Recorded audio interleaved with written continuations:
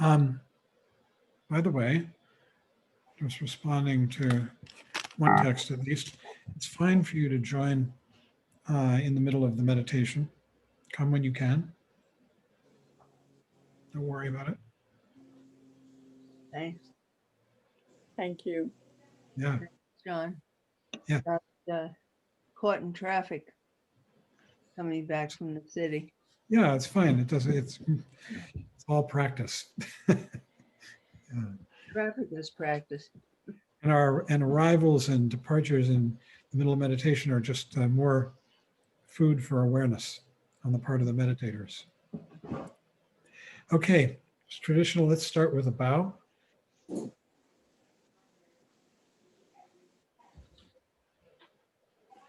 And welcome everyone to the Thank Path of Awakening course.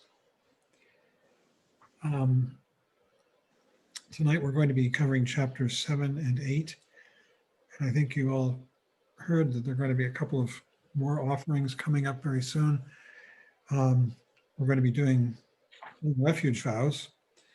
And for those of you who don't know what that means, the week after next, the reading is on that. So that'll be good. And you might be interested. And also we're going to be offering a course on the sadhana of Mahamudra. And that'll be announced soon. So tonight, see, is there anything to say? I think we'll just turn this over to Barry, who's going to cover the first chapter, and I the second. Sir? And my unmute button wasn't working. Here I am. Oh, good to see you. Hi there. Good to see you.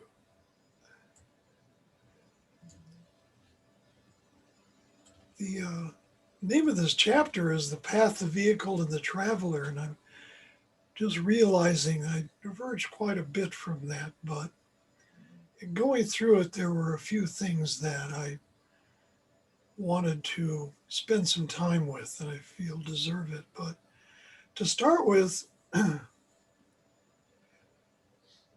we're talking about the yanas here. He mentions it briefly, and I won't spend any time with that except just briefly to say that the transmission, historically, the transmission of the teachings of the Buddha evolved over time. The early teachings later came to be known as the Hinayana because the new body of teachings that emerged sometime later felt that that was superior, and so that was the Maha, or greater yana. The Hinayana was the lesser yana. And then sometime later, the Vajrayana, which is the adamantine or indestructible vehicle. So yana means cart, but the implication here is vehicle.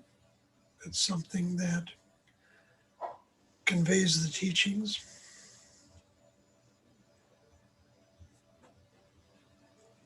One thing to keep in mind is that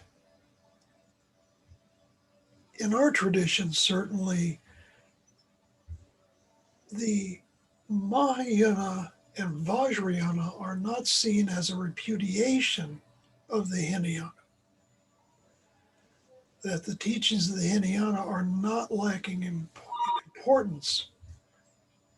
It's not something that you just have to work your way through to get to the good stuff.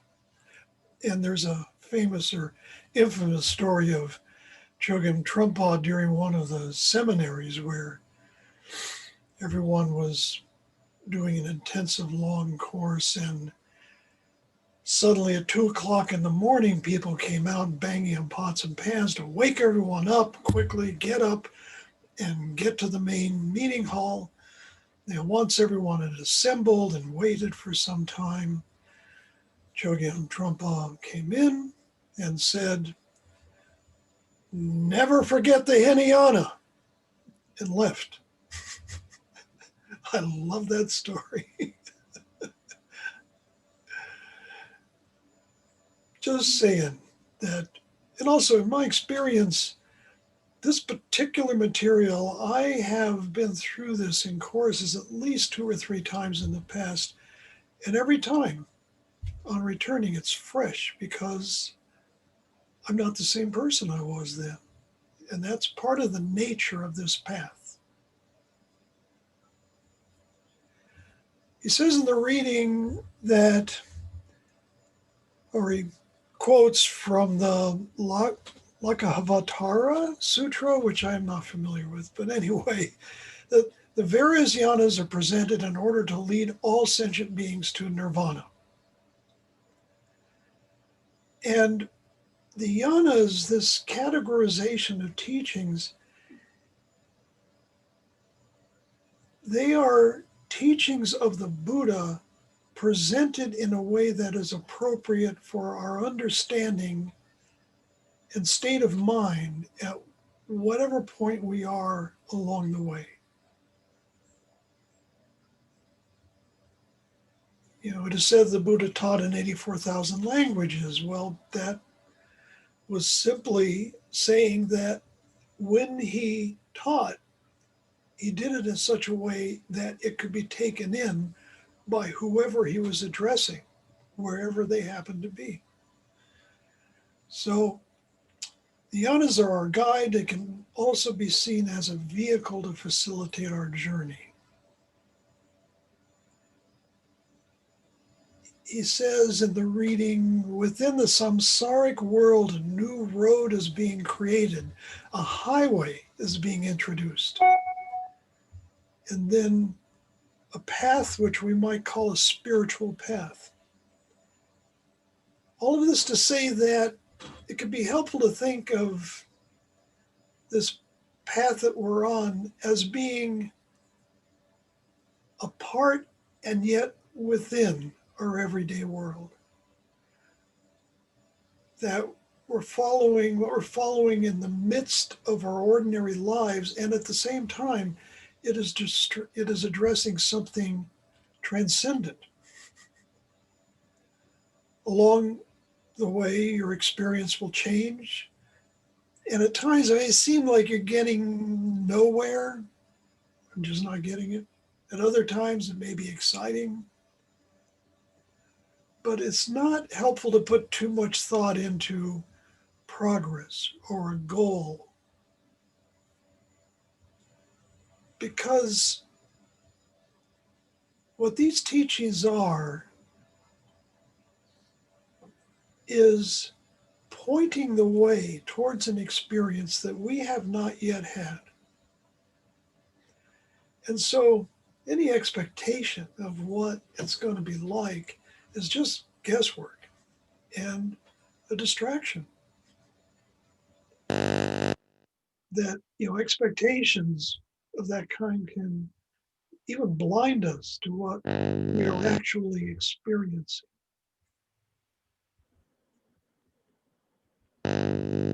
Most importantly, these teachings are about transforming our mind, transforming the way we experience our world, this world. Each of us inhabits the world of our own experience. It is everything we perceive, everything that arises in our awareness, and then our interpretation of it. That is the landscape we are exploring and working with. The realms that we are exploring are all within our mind. And that is why the Buddhist path can seem to be lonely. But it's actually more that it is alone rather than lonely. Each of us is working within our own experience.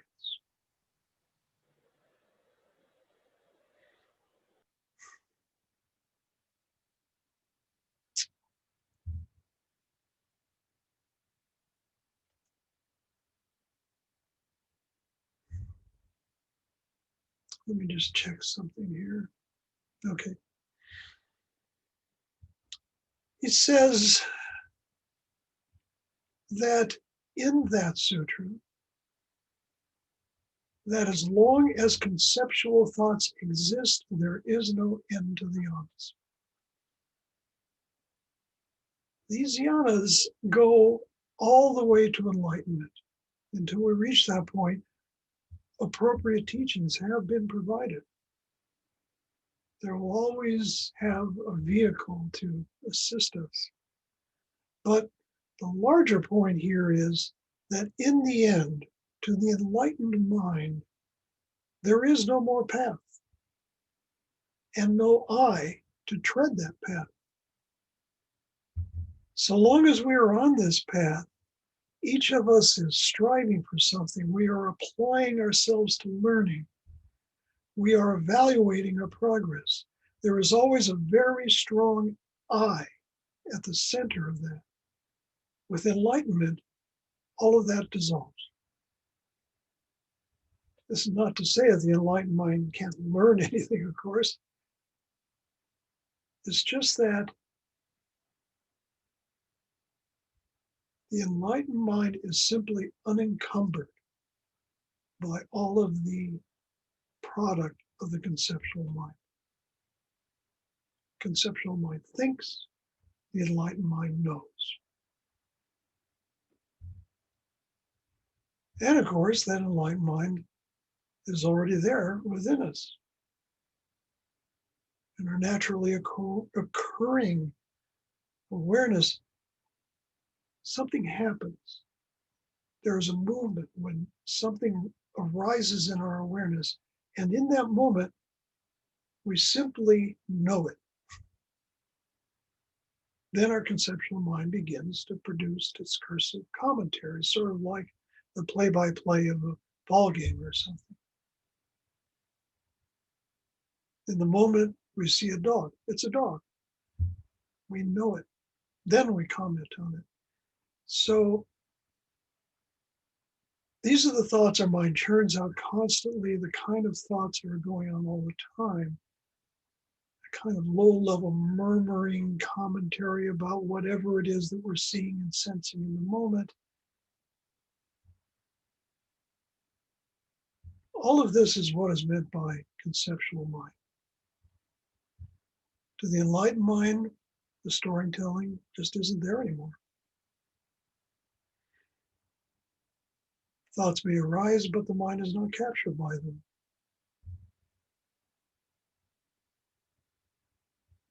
Now, all of this activity of the mind is serving the requirement of ego to build and maintain and burnish and expand the legend of I. The ego needs our attention to survive. And by devaluing our discursive thoughts, we starve the ego. Thoughts become quieter, less sticky, have less import. They start to just come and go. And meanwhile, the awareness becomes more and more open, expansive, taking in all of it directly and without complications, with clarity. We all have these moments of clarity all the time, but they go by very quickly. And meditation is the tool that helps us develop the ability to become aware of these moments and to differentiate that direct perception and all of the thoughts about it.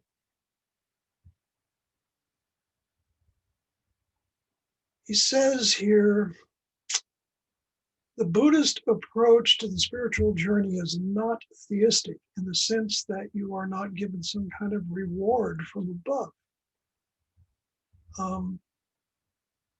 Actually, there are no rewards or punishments. In meditation, for instance, if we have a lot of difficulty, this is not regarded as a bad thing. If we have a very good experience during meditation and our minds very calm and easily returning to open awareness, this is not something that will be rewarded. There's no one there to give us a gold star for doing well, or no one there to give us a demerit or punish us if we do not do well. In fact, the whole thought of doing well is just another thought without substance. The ease or difficulty we may experience in meditation is simply a result of our state of mind at that time. It is what it is. It is simply where we are. And where we are is constantly changing. And the same is true for all of the moments of our lives. Right now, each of us is sitting someplace in a room or outside, and that is simply the location of where you are sitting. It is where you are now. And in meditation, whatever you are experiencing is simply where you are in the now of that moment. So this journey is actually a very intimate one. Each of us is finding our own understanding, our own way along the path. The path is defined by the yanas that point the way, present possibilities, provide guidance. We study this guidance, we think about it, and in contemplation, and we meditate. And as we progress along the path, our awareness becomes more spacious, more encompassing, gains clarity, and we may even eventually begin to realize that this I and others are just thoughts, just concepts, simply a product of the mind, the ego. So the yanas are the body of the teachings, tailored to our ability to take them in. They are the vehicle we can use all the way to enlightenment.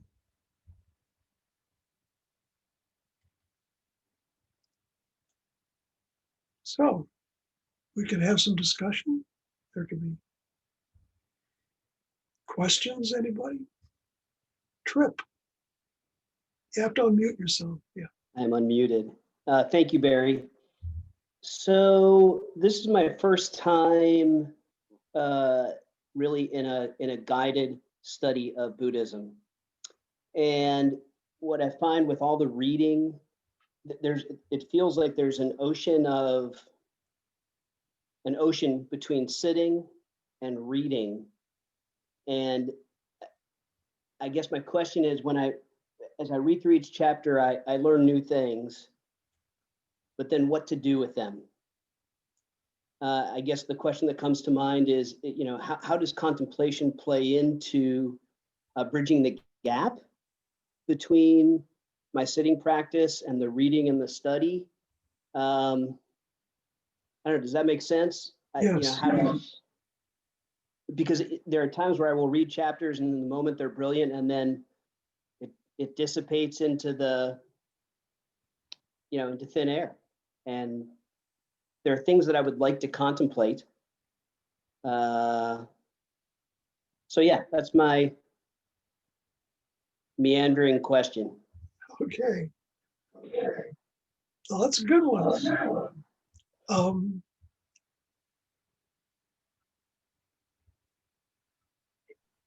In the reading,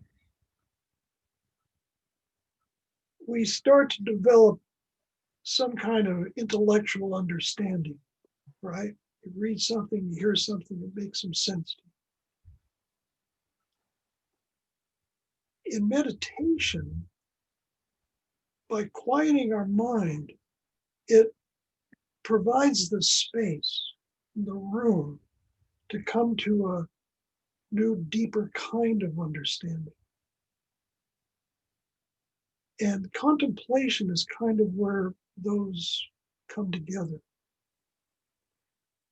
I wouldn't be too concerned about trying to remember everything that comes along. We're going through a lot of material. But a lot of it is in there once you've read it, heard it, and will emerge at some point. It's common to have the experience during meditation that you'll realize that something you're experiencing is reminiscent, or that, yeah, this is what they were talking about. And in your day-to-day life, experiences that you may have will suddenly click with something that was in the readings. So just, I guess, relax is really important. Let it come in what does. Pay attention to what resonates. And always ask questions about anything that comes up. Thank you. Thanks.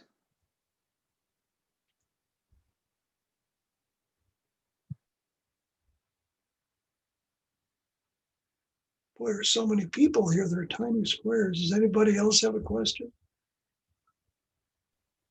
I have a question, Barry. Yes. It's Rika. Hi. I was wondering if you can elaborate on when he says you take a journey in order to realize that you're not going anywhere. That's a good one. That's a Yeah. good one. And there's a parable in there, which I skipped over, about the child hearing about their wonderful father and wanting the mother to take them to meet this wonderful father. And the mother finally takes them on this long journey, and they go into this house and they meet their father and everything's fabulous. And then at some point they realize, wait, it's the same house.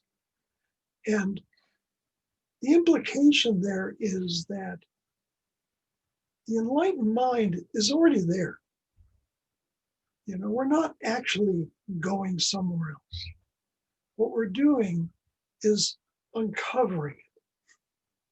What we're doing is sort of weeding out all the obfuscations. There's a common simile is that we all possess this fundamental open awareness that's like the sky. And sometimes there's a lot of clouds, and sometimes it's very clear. But the sky is always there. And that is our fundamental open awareness. And also that something we were mentioning, Shambhala teaching, something there that is presented is there is a basic goodness to all of us. That to the greater extent we come out of all of our internal machinations, compassion emerges. So a lot of what's going on here in this practice is knowing yourself, making friends with yourself. And that facilitates genuine communication with others. I think I kind of went off the track a bit there, but does that answer your question? Yes, thank you. Okay. Oh, Ed. Hi there. Thank you, Barry. Trip, your question made me think of something way back in high school when I went into my teacher and I was all pressured because I had all these things that I wanted to do, and one of them was to go through a whole index of French vocabulary cards. And he said, "Well, why do you have to do that?" And I said, "Well, because it's a whole index and you're supposed to go through everything." He said, "Why do you have to do that?" And it's the same thing here. You are coming at this book and these teachings and saying to yourself, I have to understand everything. I have to absorb everything. Why? Just as Barry said, take it for what it is. Enjoy it when you read it. If you stop enjoying it, close the book and go get a cup of coffee and enjoy that. But we in the West are so goal-oriented. And I think Chogyam Trungpa says that either in this week's readings or maybe last week's readings. We value things, we're always measuring things. And if you achieve a certain goal, then you should be happy. Whereas in the East, it's very much process, and Chogyam Trungpa says that in so many words. You're on the path. It's the process, it's the walking, if you will, that is the value, not getting to your destination. Okay. Can I- Dan has a question, I think. Yeah, thanks, Barry.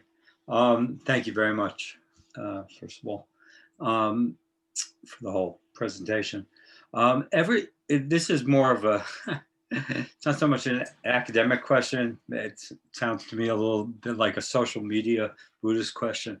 But every time I've heard the yanas be taught the few times, people go out of the way to say that the translation of it as the greater vehicle, Mahayana, does not imply a superiority of the vehicle. It just implies it was a teaching that came later, as you said, and kind of added another layer to it, and definitely the view is slightly different. But is there a historical reference that you know of, or somebody that where some major Buddhist teacher does say the Mahayana is a superior vehicle, greater in that sense, rather than greater in just a a time sense or added sense? Well, I don't know of any, but John, do you? Like, where does that defense come from? That to go out of their way to say it does not mean a greater vehicle, or why would Trungpa Rinpoche come and say, "Don't forget the Hinayana"? Like, were people interpreting it as a less of a teaching? Well, I think there simply could be a natural tendency. Mhm. I know I experienced that when, actually a long time ago, we went through a study of the Hinayana and then some other things. And then we're all waiting to see what the next class was going to be. And it was announced, we're going to study the Hinayana. And I felt like, wait a minute, I already been through that, So I think can be natural. But beyond that, John, do you know more specifically? Sure. Definitely the proponents of the later schools felt that their teachings were superior. Hold on one second here. Yeah.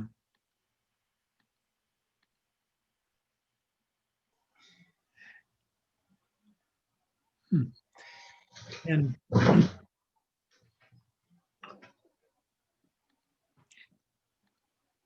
there's this tendency, the teachings get more and more sophisticated and subtle as you proceed up through the yanas. And this is in keeping with the increasing subtlety and sophistication of the practitioner, and also the falling away of ego. But ego doesn't fall away all at once, although it might in moments. Sure, it does in moments. It does for everybody in moments, even people who aren't on the path. But it inheres, it survives in more and more subtle forms as one progresses along the path. So one might have a real appreciation, or for instance, I'll just give you an example of the logic. You have an experience of egolessness, and then one says, wow, I had this experience of egolessness, and there's ego again. I had it, So it keeps falling away and getting subtler and subtler as one progresses through the yanas. Also, the yanas entail include a change in the view. The view is the way in which the practitioner sees the world. And that view becomes more and more subtle and more accurate. In the beginning, it's very unsubtle and untrue. And it becomes closer and closer to truth, you might say, as the path progresses. The irony of it is that what we're seeking was there all along, and it was our doubt that covered it over, our feeling that we had to improve ourselves, which we do all the time in so many ways, trying to get some kind of self-aggrandizement. And that is what obscures and covers over the teachings and the mind of the Buddha, which exists within us. So the path is really an uncovering. There's so many analogies for this. One is of the beggar who's living in utter poverty and doesn't realize that beneath his bed, in the ground, is buried a treasure, and lives, with in terrible poverty without understanding that.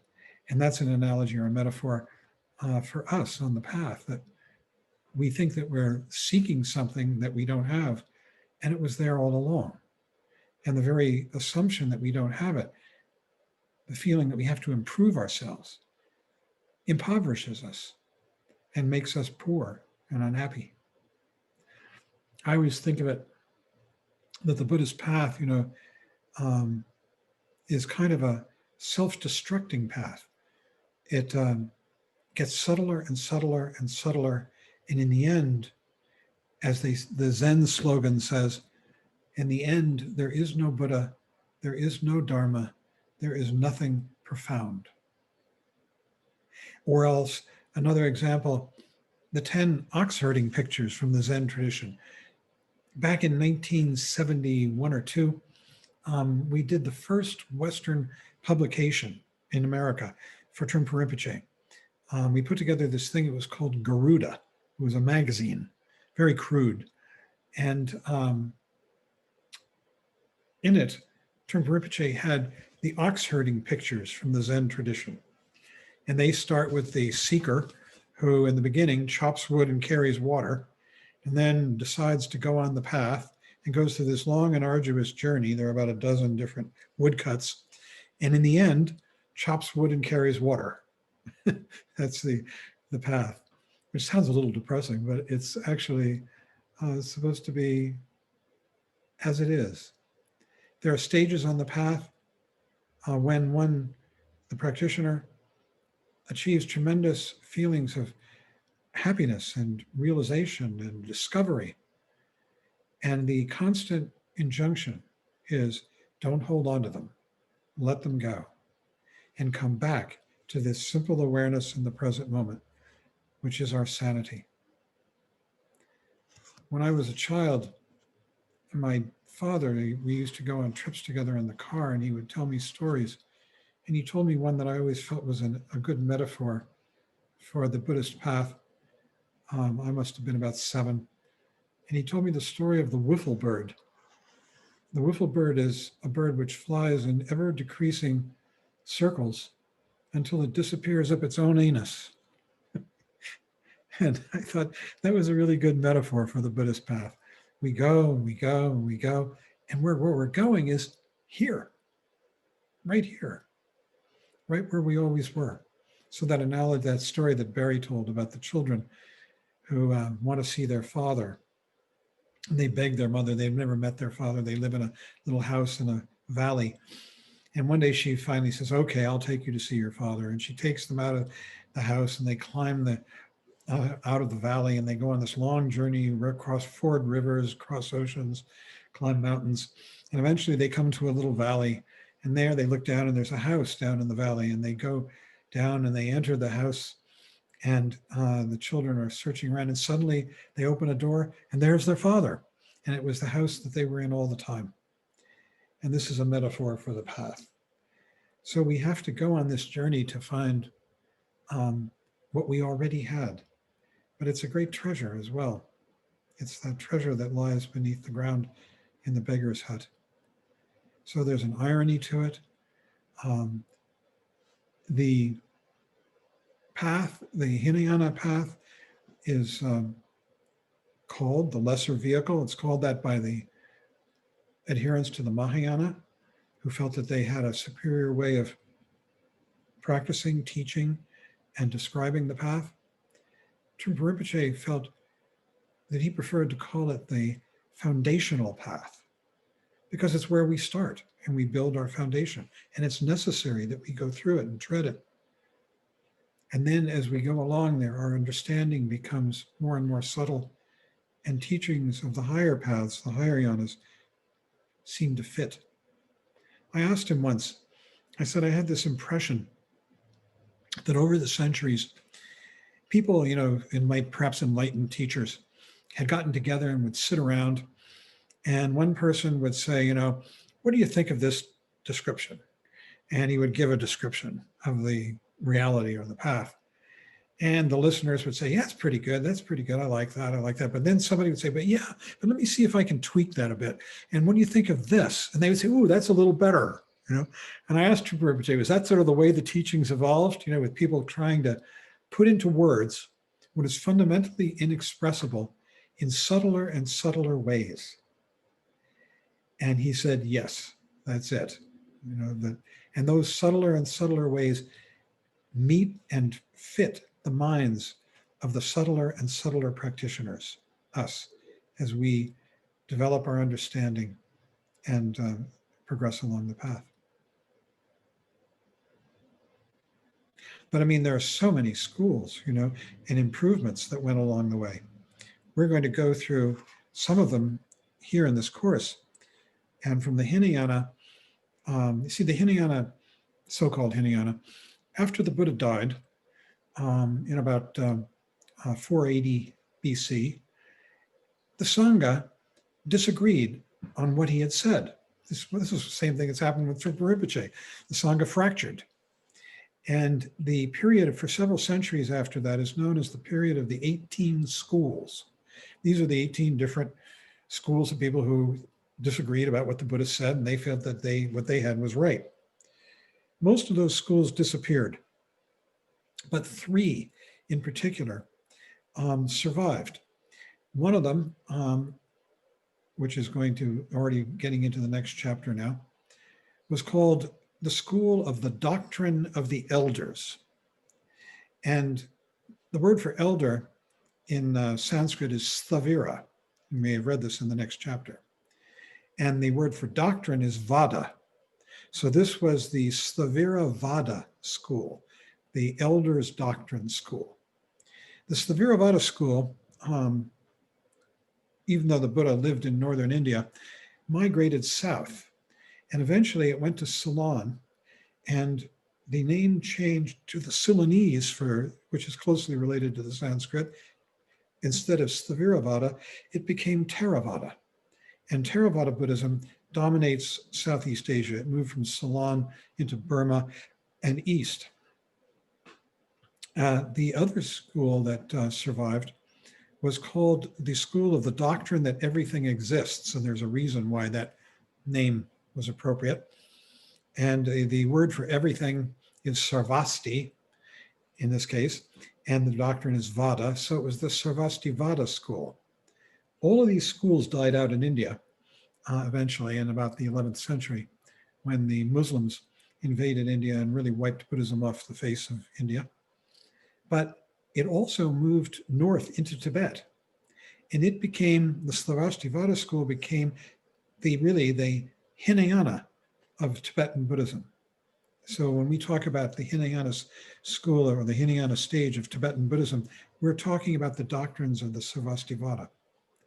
The third school was called the Mahasangika. That means the Greater Sangha school. And this school began developing some very radical new ideas.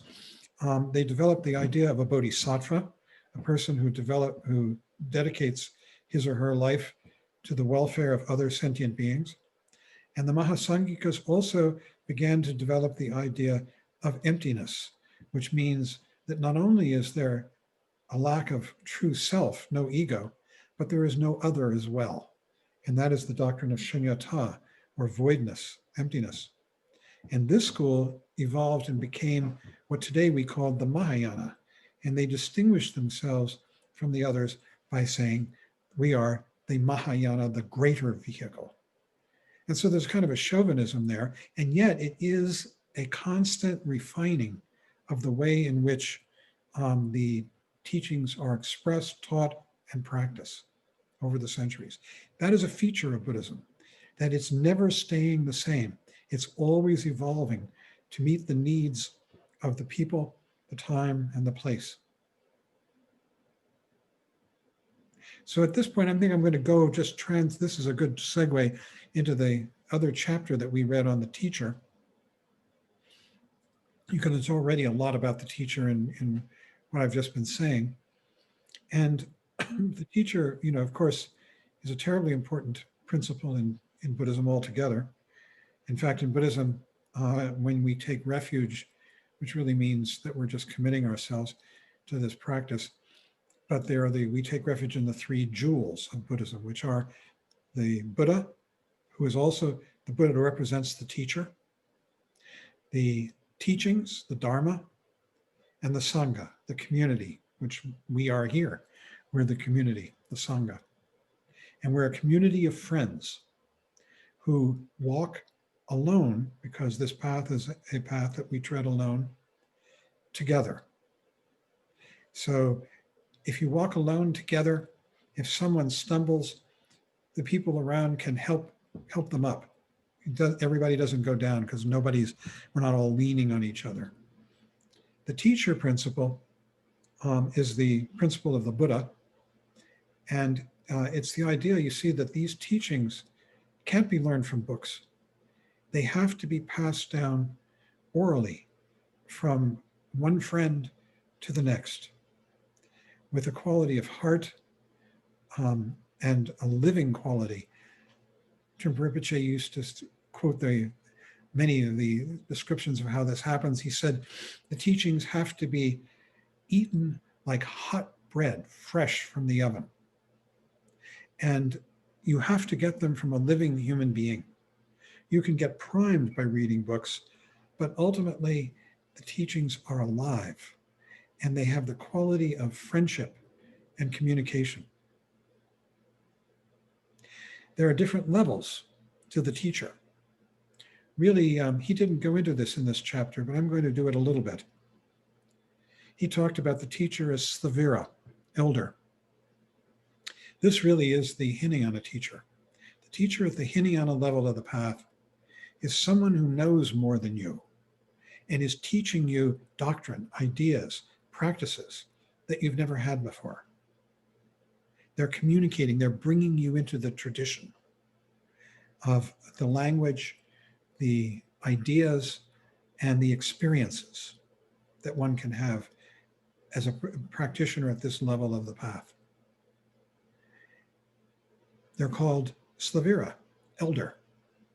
And generally, we tend to look at that person and admire their erudition, their practice, and perhaps even what we project to be their state of mind, which might seem more peaceful, wise, accommodating than ours. This is the teacher at the Hinayana level of the path.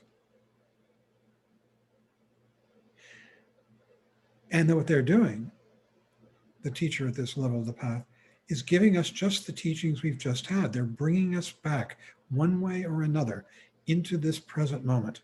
That's what our meditation practice is about. That's what all the words are about. They're redirecting us.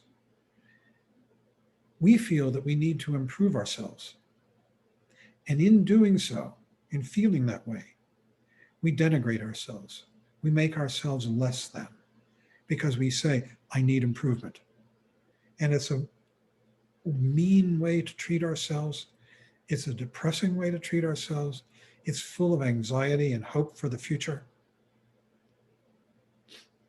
And it's not happy. So the teacher at this level of the path begins to tell us the message that it's really not about self-improvement or improvement of any kind, but it's about coming back into what we already are, our natural intelligence, heart, awareness, and skillfulness.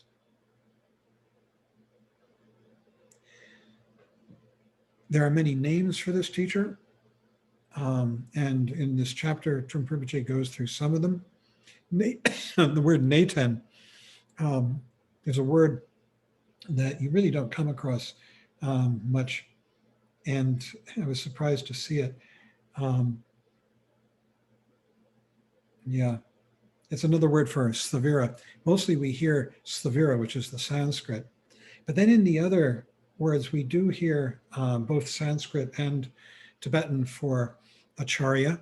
There are a number of Acharyas. The Sakyong Nippon Rinpoche appointed people that he wanted to work with as teachers as being Acharyas, and there are quite a number of them around. And the other word for Acharya is Lopan. And Trungpa Rinpoche gave that title to one of his students, a man named Eric Holm, who's now known as the Lopan Lodro Dorje. Lodro means intellect, and Dorje means adamantine or indestructible. So he's the teacher of the adamantine indestructible intellect, is the name he's given, which is partly an aspirational name, all these names. Another title is Lama, or in Sanskrit, Uttara. And Lama is a title you might hear some people being called Lama these days, because it's a title you get if you do the long retreat. The long retreat is a retreat that goes for 3 years, 3 months, 3 weeks, 3 days. And it's done in varying ways. You can do it in solitary. It's meant to be sort of solitary retreat. And there are plenty of people who've done that. But there are also easier ways to do it, where you do it in solitary, but with a group of other people. And you're living in a cell, and you might get together for pujas or ceremonies occasionally, and then you go and you meditate in solitude. And if you do this for the long retreat, you come out of it with the title Lama, which means one above. It means the person who carries the heaviest burden. And yeah. And then finally, the other title that he mentions here, and again, these aren't necessarily Hinayana titles, is Kenpo. And the Sanskrit is Upadhyaya. And you rarely hear any use of the Sanskrit. There are many Kenpos. Kenpo literally means in Tibetan, the one who knows. And it's a title that is received after you go through a course of study that lasts anywhere from 12 to 18 years. It's quite intense, like being in graduate school for a really long time. And you come out of this course of study with this title, Kenpo. So Kenpos are very learned and very practiced. And there are quite a number of Kenpos around, and you will meet them. But then there's the title Rinpoche. When we first met Trungpa Rinpoche, we hadn't met any other Rinpoche, so we just thought it was his name. And when we called him Rinpoche, we sort of vaguely knew it was a title, but it was also, that's who he was. Rinpoche is a kind of like a title sort of similar to Monsignor, but it's, you're born into it. You're recognized as a reincarnate Lama, like the Dalai Lama is the 14th in his line. And when you're recognized as being a reincarnate Lama, you have the title Rinpoche. Rinpoche literally means precious jewel in Tibetan. And it means great precious jewel. Rinpoche is an intensifier. Now, we've already discussed at the Hinayana level of the path that the teacher is a preceptor. The teacher is giving you the information that you need and the instructions on how to meditate. And these make sense to you, and they begin to give you the logic of the path and teach you how to recognize what suffering is, and also teach you how to begin to conceptualize what the release from suffering is, which is basically the discovery of egolessness. And the teachings describe egolessness, they give you the logic of it, they help convince you of it intellectually. And then through your meditation practice, you begin to experience it. Because the fact is that every time one comes present, the thought of I is gone. Every time the thought of I is there, one is not present. One is sort of vaguely present, but through a filter of thought of I. So the meditation practice leads us into the actual experience of what we have been studying. This is the relationship between study and practice. Study kind of sets us up for it, and then practice, we experience it, and then in contemplation, as Barry said, we bring the two together. We say, oh, that's what the words meant. We see our experience and we marvel, actually, increasingly as you go along the path. There's a quality of marveling that they could have expressed it, what was so fundamentally inexpressible, pure experience, in words. And that the words aren't the same thing as the experience, and yet they point to it in such a clever, subtle way. And we experience that subtlety and cleverness, and we marvel at it. And that's the quality of contemplation as we go along. At the Mahayana level of the path, one enters into the understanding of complete egolessness. And when I say complete, you see, at the Hinayana level of the path, you begin to understand that I is just a perverse and unhappy fiction by which we suffer. At the Mahayana level of the path, one discovers that not only is I a fiction, but so is other. We think at the Hinayana level of the path that rocks and trees and I'm sitting here in a kitchen, implements and all these things have reality of some sort. At the Mahayana level of the path, one enters into a very different world. It's the world of emptiness. And it's the world in which everything is arising and passing away instantaneously in this present moment, a constant presentation and dissolution. As soon as a thing is born, it's dying. Any experience. And what comes along with this is a tremendous release from suffering. So the entrance into the Mahayana path, the first bhumi, they call it the first stage of 10, is called great joy, pramudita in Sanskrit. And it means that we have fundamentally entered into this realm of reality. And here's the logic. And this is the logic that you can understand throughout the path. When one does this, when the practitioner enters that first bhumi, there's a tremendous great joy.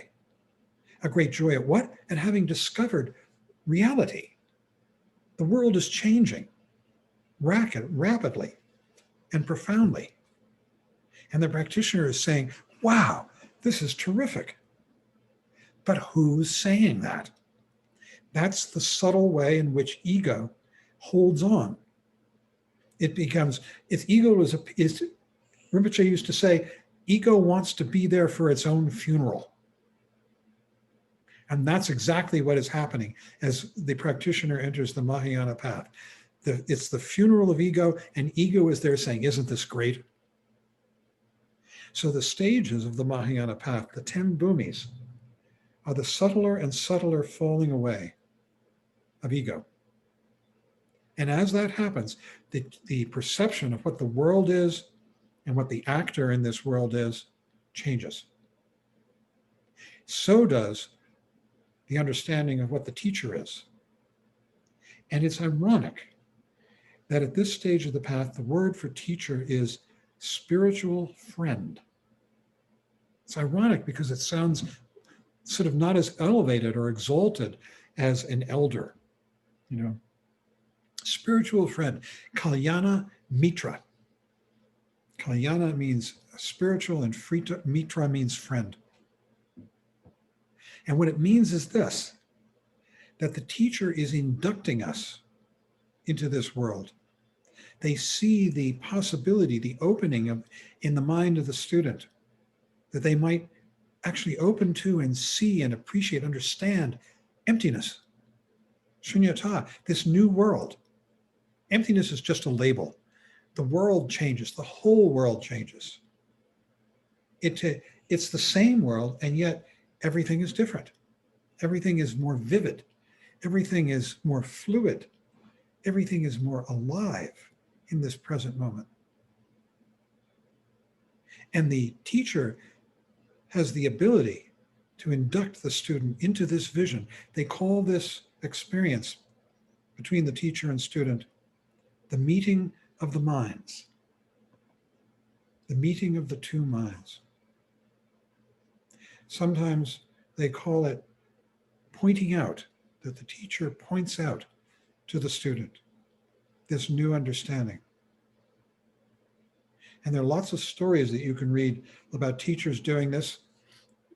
It's done, there's no prescription. There's no one way to do it. The great teacher Talopa, whom we call up in our lineage chat, gave that experience to Naropa after years of suffering on the part of Naropa. And the way in which he gave it to him was he slapped him in the face with a sandal out of nowhere. And suddenly Naropa understood. On the other hand, the great teacher Patrul Rinpoche had an attendant and named Lungtok. And one night, the story goes, Patrul Rinpoche was lying out in the grass looking at the stars. And Lungtok, his attendant, his servant, was waiting about 15, 20 feet away to see if his master needed anything. And Patrul Rinpoche called out to him, Lungtok, have you had pointing out instruction? And Lungtok said, no, sir. And Patrul Rinpoche said to him, Lungtok, do you see the stars in the sky? And Lungtok said, yes. And he said, do you hear the dogs baying down at Dzogchen Monastery? And Lungtok said, yes. And Patrul Rinpoche said, that's it. And Lungtok understood. So there are no rules. There are all these different stories. It's very Tibetan, it's very Zen, this pointing out the nature of reality. And that's part of the relation. And when it happens on the part of the student feels, oh, the teacher is so great. They could teach me this. But actually, what they say is that the teacher was only showing the student what was already there in their mind, not giving them nothing new. In the first book that Rinpoche ever published, Trungpa Rinpoche, Meditation in Action, he talks about this and he says that the student feels great gratitude to the teacher. And this is necessary even though it's not warranted. Because all that's happening is that the teacher is sort of bringing the student in to the same space, and they're equal in that space. And he says, but it's very necessary that the student feel that gratitude because gratitude is a slayer of ego. And so once that has been communicated to the student then proceeds through the Mahayana path, these 10 stages. They're called the 10 bhumis. So in the lineage chant, when you do this, and it talks about progressing through the 10 the bhumis and the 5 paths and the 10 bhumis, this is what it is. And they're just, each one of them is different. A different virtue emerges, a different understanding and insight as the egotism becomes thinner and thinner and thinner. Finally, at the end of the Mahayana, at the 10th bhumi, it's said that the practitioner realizes that they're about to give birth to full-blown enlightenment. They've understood what reality is, but they're still caught up in ego in subtler and subtler ways. And they realize that they're about to give birth to full-blown enlightenment. And they know that something is holding them back. And suddenly they realize what it is. And what's holding them back is the desire to get somewhere. And at that moment, there's a snap. Rinpoche once said about it, he said, it's like a joke that you can only tell once. That's really, you can contemplate that one. It's a joke you can only tell once. It's just not funny the second time around, I guess. And that leads the person into the third stage, the Vajrayana. And here the teacher there's still a teacher because there's still a progression happening. Even though the practitioner might be fully enlightened, there's still progress to be made. A subtler and subtler falling away of any kind of self-consciousness or an entry into reality. And one progresses in the Nyingma scheme through 6 more yanas. In the Kagyu, it's 4. Kagyu is these 2 sects that are really our sects. Where there are 4 main sects of Tibetan Buddhism, but in this tradition that you're becoming involved with here, the influences are from the Kagyu and the Nyingma, which are the practicing sects. The other 2 tend to be more scholarly. These 2 tend to focus more on practice. And so the practitioner begins to move through these stages. Now the teacher is called the Vajra Guru, the Vajra Master. Vajra means adamantine, indestructible. It was actually, I've told you this, but I'll say it again, it was a weapon that Indra wielded, like Thor's hammer. It was a lightning bolt, and it has a particular shape. It's an implement, and we use it in Vajrayana practice. And Indra, the god of war, Hindu god of war, would throw this and it would destroy his enemies and it would return to his hand. It was indestructible. So it became the symbol for the last yana, its indestructibility, the Vajrayana. The Vajrayana is also called the Mantrayana. Mantra literally means, we think of it as being some kind of words like Om Mani Padme Hum. That's a mantra. Or Om Vajra Guru Padma Siddhi Hum. We chant that in the mornings.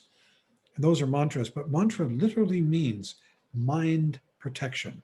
That's what the word means. Man refers to manas, and tra is the root of a word that in Sanskrit that means protection.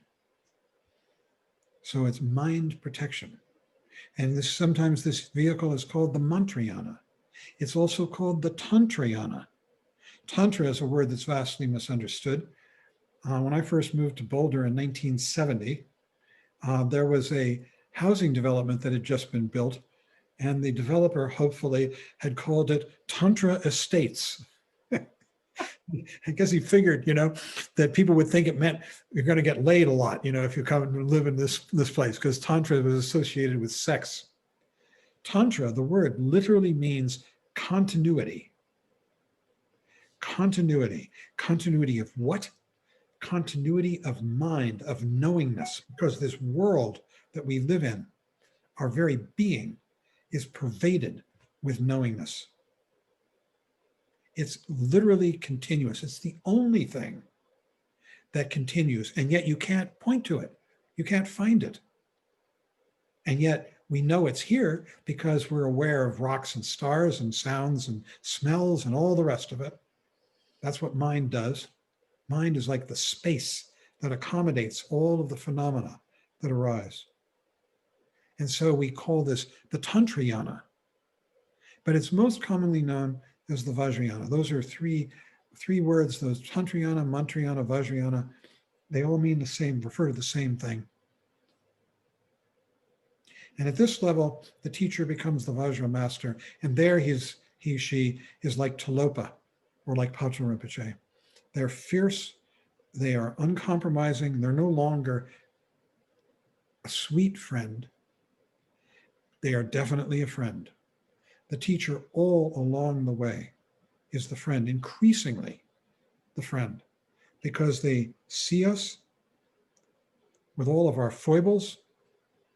They see us with our enlightenment, our enlightened mind, which is in us, and they speak to that, and they love us, and they accept us in spite of our neuroses, or maybe including our neuroses, definitely, including them. And the teacher accepts us, loves us, includes us, teaches us, including our neurotic minds. not in spite of. And the Vajra master is fierce, can be. When our neurosis becomes fierce, our egotism becomes fierce, the Vajra master is equally fierce and frightening. And likewise, when we are coming into the space of reality, which they inhabit with clarity, with warmth, with openness, with humility, they open in the same way. So they're resonant with us. And the relationship is one of constant dialogue, constant friendship, constant love. And it can be really scary because the Vajra master sees everything inside of you, all the places that we don't accept about ourselves. And the Vajra master sees that. So that's it for the teacher. We're going to be going over this again as we go along through the yanas. But the Hinayana level of the path, the teacher is a preceptor, gives us information that we need in order to tread the path about doctrine and practices, is a friend, and an example, perhaps. We might look at the teacher and say, they have qualities that I admire, that I aspire to: peace, intelligence, intellection, and the ability to practice, and knowledge. So I'll stop there and we could have a discussion.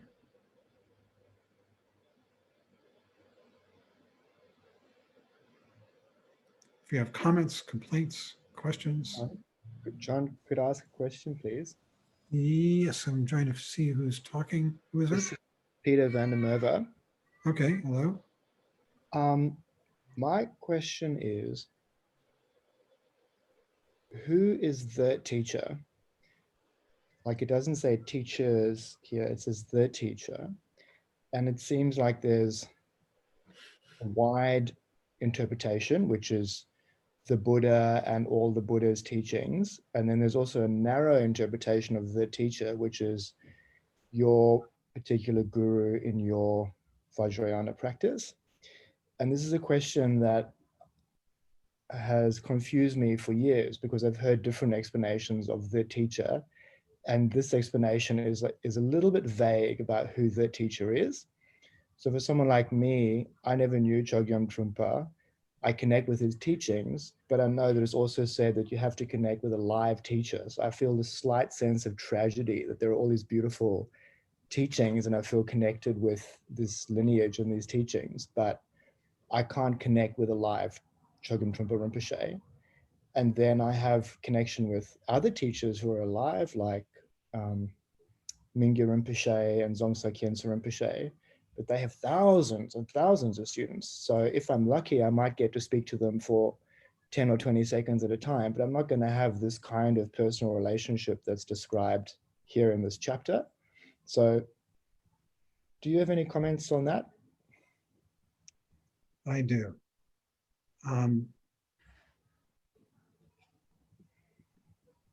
Yeah. I'll give you some slogans to start. It's not putting you off. They say that each one of us finds the teacher that we need according to our needs and obscurations. We find our teacher according to our needs and obscurations. We seek them out. I once heard Khandra Rinpoche give a talk not here anymore, in New York, on the teacher, saying a lot of the things that I've just said. And at the end, someone asked a question just like you asked. And she gave the rather uncompromising answer: you may not find that kind of teacher in this lifetime. There's no guarantees. But I'll tell you this, that what Trungpa Rinpoche said about the teacher is that what is paramount, first of all, that what the person is saying makes sense, of course, and appeals to you. Yeah, it provokes your intelligence and your desire to tread the path. But ultimately, what really, if you're going to have a terrific relationship with a teacher, what counts is communication. That there be open communication between you and that person, that it has the quality of friendship. It may mean that you have to make sacrifices. Sometimes the teacher is remote, and you may have to go to the teacher and make a huge effort. There's just no telling. At other times, it just happens, like serendipity. But I think that on the whole, to the extent that you're inspired, make a strong effort to find a teacher who appeals to you, speaks to you, and with whom, then beyond that, with whom you can have this open communication. Really open. A terrific teacher demands that kind of openness from their student.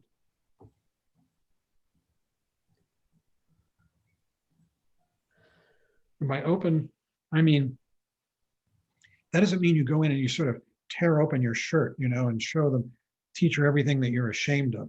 Teacher doesn't want that. That's a burden. But at the same time, that you not be hiding it. And that if it comes up, if it's appropriate in conversation, that you not close off and hide, who you are from that person. That's the openness.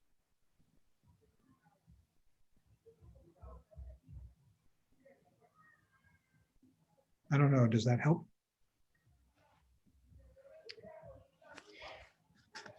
Yeah, it does. I think I've kind of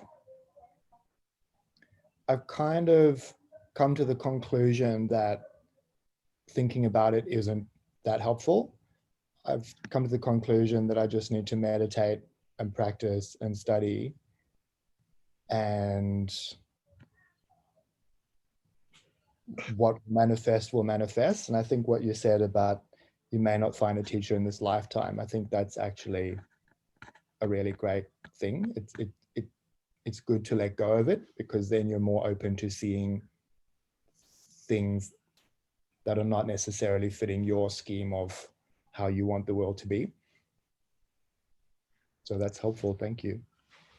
I think it's completely individual. There are many stories about people who went through great travail in order to find the teacher. The story of Naropa finding Tilopa is one such, and that's a common story. Other stories, people just fall into it, and there's just really no rule. It's up to each one of us. Could you make a comment on the value of someone like me relating to a teacher like someone like Shogam Trungpa Rinpoche, who is no longer alive on this earth in a physical body? Like, what's the value of relating to a past or previous teacher as opposed to a living teacher? I think it's the same value. They're roughly the same value as relating to the teachings of Buddha Shakyamuni. That if the words help you, open you, make sense to you, and also that you can relate in one degree or another with people who knew him like me, and there are others, then the spirit of him flows through us. But it's really, he's dead. And you can't have a relationship with him, obviously. So you can have a relationship with people who knew him, and to the extent that they have practiced and realized the teachings, they have more or less to teach, each one of them. And the spirit of what he said flows on. It's, I once heard him, not once, many times heard him say, people tend to idolize the teacher. And he used to say, it's not me, it's the power of the lineage coming through. But it was him too. I guess I can't get away from that. Thank you. You're welcome. Thank you for a great question.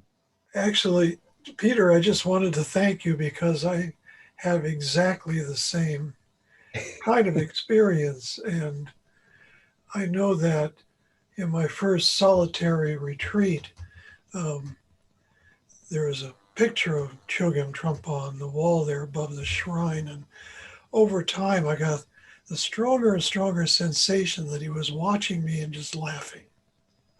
Like, look at this guy. He's trying so hard. And I felt this kind of strange kind of connection ever since. So, but thank you for that.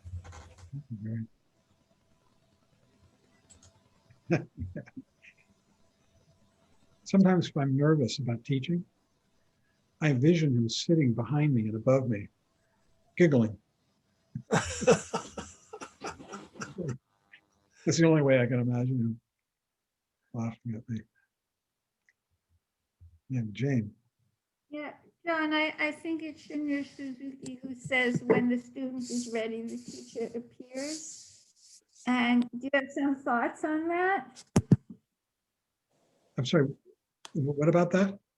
I think it was when the teacher is ready, when the student is ready, the teacher appears. I think it was Suzuki, Shinra Suzuki. I can't hear you, Jane. I know, I just lost, I touched something and lost the whole thing. Go on with, I'll come back later. Go on.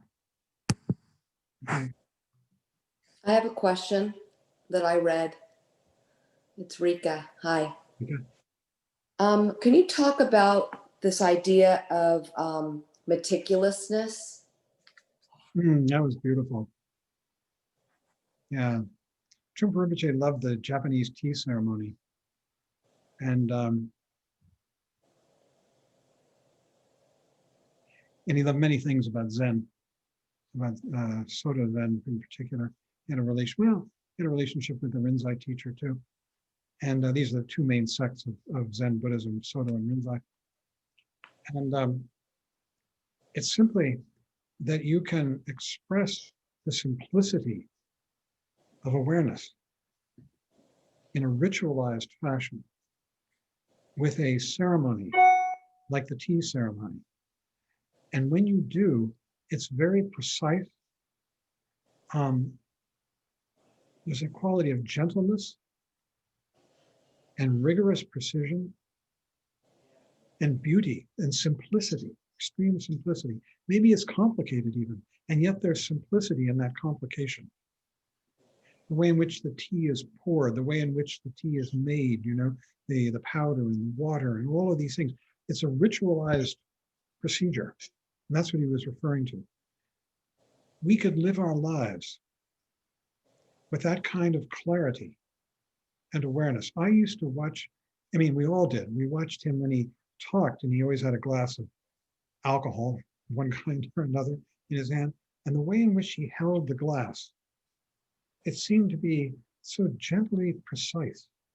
And the way he put it down, or smoked a cigarette. And what he was saying, I think, is and showing us is that we can bring the quality of awareness to absolutely everything that we do.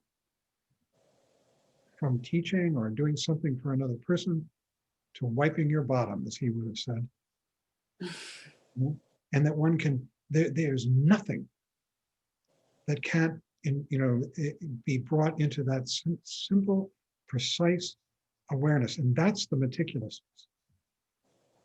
If you ever go, if we ever have them again, to a datun.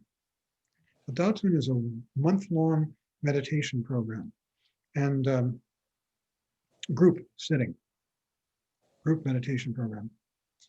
And they used to be done at Shambhala Mountain Center in Colorado and at Karme Choling in Vermont. And when they're done in one of these centers where they have the facility, meals are served in the Zen style. This is, again, Trungpa Rinpoche. He went to Tassajara to visit Suzuki Roshi. This is the Zen Mountain Center in the mountains of Carmel, west of the ocean, obviously, deep into Carmel. And there he watched sesshin. Sesshin is a month-long meditation program. And he learned a lot, and he incorporated elements of Sesshin into what he called Datun. Datun didn't exist in the Tibetan tradition. He made it up. Datun is his version of Sesshin. And he brought in wholesale the way of eating. The eating style is called oryoki. And if you go to Datun at Karmi Churling, if we ever have them again, and at Shambhala Mountain Center, you buy a oryoki set before you go. It's a set of bowls and some chopsticks that are lacquered usually, and a spoon that's lacquered. The whole thing's lacquered, and black lacquer if you get the real oryoki set, and it has a kerchief that you tie it up in a particular way. And when meals are served at Datun, you're sitting on your cushion, and if it's not your turn to be a server, the servers come in with bowls and they bow to the shrine, they bow to us, and then they come down and they kneel down in front of each person, and one on each side of the row, facing each other. And they'll offer them the food, and then they turn to offer them the other food. You take the food in a very ritualized way. You put it in your bowl in a very ritualized way. The movements are incredibly prescribed. And then they move on, and you go through this thing. And then when it comes time to eat, you eat in a very ritualized, prescribed way. You don't just sort of sloppily eat. It's done in complete silence. And then the servers come and they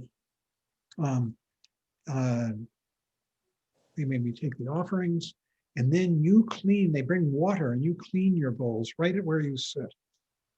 And you drink the water after that you've cleaned them with, and then you wrap them up in the kerchief, and oryoki is over.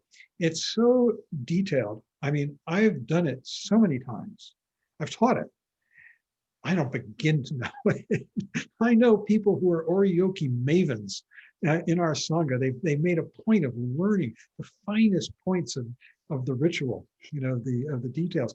And it requires you that you have a very meticulous, precise, awake, aware mind in this present moment. Because if you don't, you're going to forget stuff and you're going to do things sloppily. So that's what he's talking about, the meticulousness of the Hinayana style now of awareness. It's this attention to the detail within the space of awareness. Oryoki, wow. The first time I did it, I hated it. And then I got to absolutely love it. And I remember one guy during a Datun, he asked a question, and raised his hand and called on him, and he said, I have a question about oryoki. And I said, what is it? And he looked at me and he said, duck, duck, goose. Anybody remember Duck, Duck, Goose? Yeah. Yeah, it's a children's game. It's it's like musical chairs. That's what he was saying. That's what he felt like when he was doing oryoki. So pressured to get it just right. Eventually you relax into it, and it becomes quite beautiful. So does that answer the question about the meticulousness? It's like you can make everything. Picking up a glass, making a gesture into a work of art. Most of us lapse into mindlessness a lot of the time. Yeah, that was great. Thank you so much. Another question? Answer? John? Yes? Judy. Hi, Judy. Hi.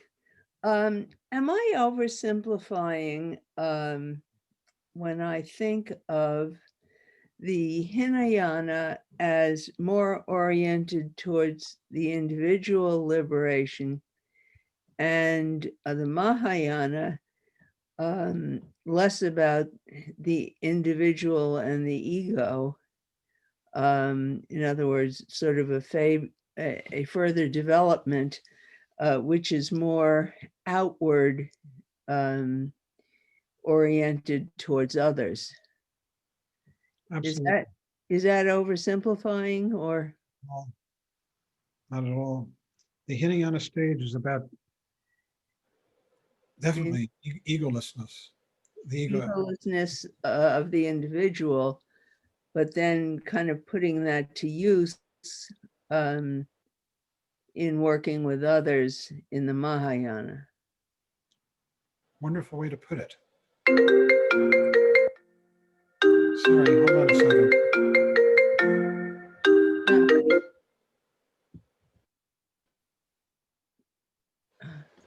Yeah, Sorry. Can't stop actually, thinking. the subtitle of this volume of this, Oh, Jesus. Maybe it is me. I just muted him for, I'm sorry, John, I just muted you for a moment there. But, oh, Judy, the subtitle of this book is The Path of Individual Liberation. Right, right. That's kind of what I'm saying. So that the orientation is moves from the individual to a more outward service oriented stage. Let me say a little, just and then we're going to end because I just realized it's 9 your time. The idea is that we come to the path and our initial motivation is to escape or to mitigate or ameliorate our suffering. Right. And this is done through the discovery of egolessness, because ego is a huge sack of woe that we carry around, the constant self-concern, the worry about me in so many ways. The entrance into the Mahayana is the discovery of egolessness, or that happens in the Hinayana, but it's the discovery of the full-blown egolessness of I and other. And at this point, the practitioner begins to realize that there is nothing else to do that's of that any worth for himself, herself, or others, except to help other people. Yeah. It's really the only thing that's left. It's just what makes sense. And not only that, it brings enormous pleasure. So the theme of the Mahayana, the theme, is to put others before oneself, even to the point of other people's enlightenment to come before yours. That all sentient, you dedicate, when you take the Bodhisattva vow, you say, I dedicate myself to helping all other sentient beings attain enlightenment before me. The irony is that you achieve enlightenment faster to the extent that you're sincere in that aspiration. But the constant theme of the Mahayana and the Vajrayana is the benefit of others. Right. They call it the twofold benefit of oneself and others, but the emphasis is on others. And it's the same in the Vajrayana. That view is not lost when one practices, moves into the Vajrayana too.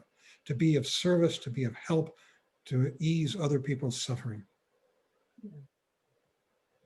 Thanks. So we should end. I lost track of the time. Next week, we're going to be reading chapter 9, which is a lot. A lot of documents. It's a humdinger. It's a humdinger. And Laura's going to be presenting. Oh, great. And I think we'll have a great time. You're going to be getting some really core doctrine. The 12 nidanas, the 12 links of dependent origination, and the 6 realms and also the 3 worlds. So this is really the picture of samsara. And it's said that if you understand samsara completely, that is enlightenment. So here we go. Oh boy. Okay, so if we could say the dedication of merit, this is a very Mahayana thing to do for the benefit, dedicating the merit to all sentient beings. Here we go.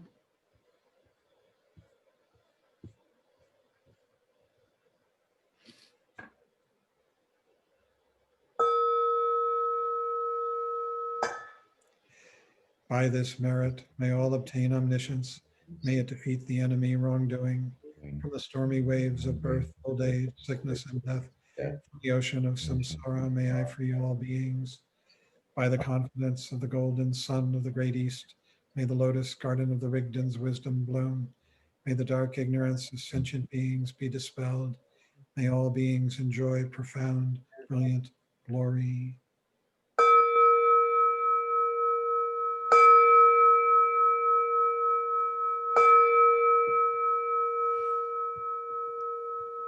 Have a wonderful week. If anyone wants to talk about their practice, contact me. I'm more than happy to do it. I'm already doing it with a few people, and or anything else. Thank you. Thank you, John. Thank you, John. Thank you, John. Thank you. Thank you. Thank you, John. Thank you, everyone. Thanks, John. Thanks, Barry. Thanks, everyone. Thank John Thank you, and Barry. Thank you, everybody. Thanks, Great Barry. Good night. Bye. Soon. Good night, Ready? Joe, Peter, Mark, Tully. Good night, everybody. Good night. Thank you. Aaron, Sue. They're dropping like flies. Yeah. Good night, Judy. Wonderful to see you. Great to see you, John. Yeah. Yeah, good.